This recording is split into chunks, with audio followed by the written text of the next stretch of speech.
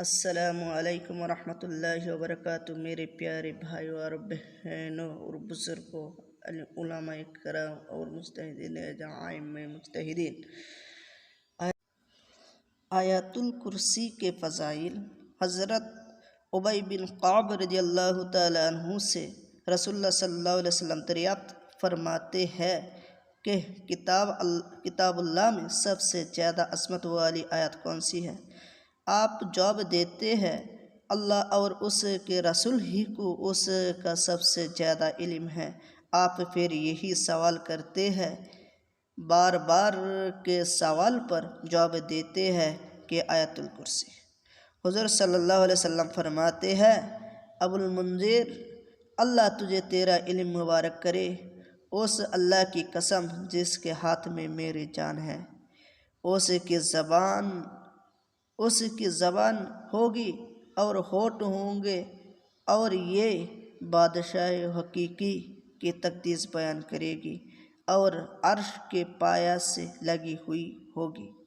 محترم سامعین کرام،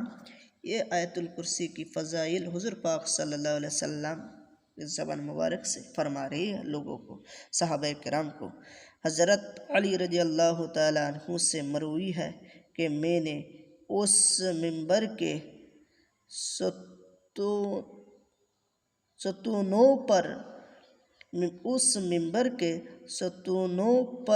حضور صلی اللہ علیہ وسلم کی یہ فرماتے ہوئے سنا ہے کہ جو شخص ہر فرض نماز کے بعد آیت الکرسی پڑھے، اس کے لیے جنت میں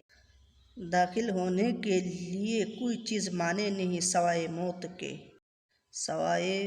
کے، اور جو کوئی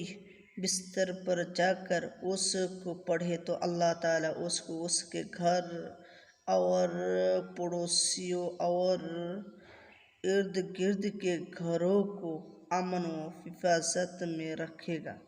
ایک حدیث میں مروی ہے کہ آیت الکرسی قرآن کی آیاتوں کی سردار ہے۔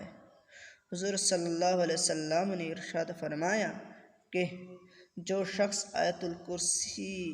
ہر فرض نماز کے بعد پڑھے تو اس کے اور جنت کے درمیان صرف موت حائل ہوگی، جیسے ہی مرے گا جنت میں داخل ہوگا۔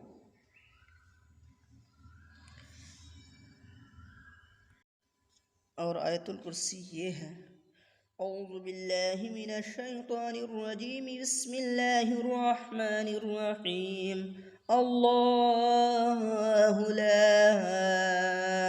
الہ الا ہوا الحی القیوم، لا تأخذہ سنۃ ولا نوم، لہ ما فی السماوات وما فی الارض، من ذا الذی یشفع عنده الا بإذنہ، یعلم ما بین ایدیہم وما خلفہم، ولا يحيطون بشيء من علمه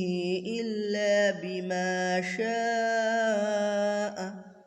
وسع كرسيه السماوات والأرض، ولا يؤوده حفظهما وهو